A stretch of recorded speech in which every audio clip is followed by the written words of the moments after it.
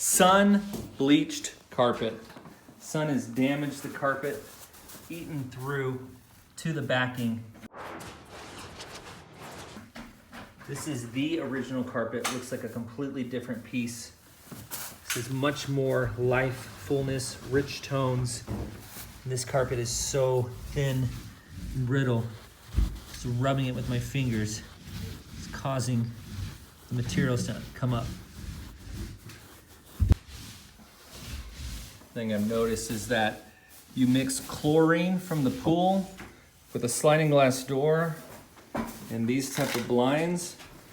Those are all a recipe of destruction on the carpet within the first 3 or 4 inches. And now for the reveal.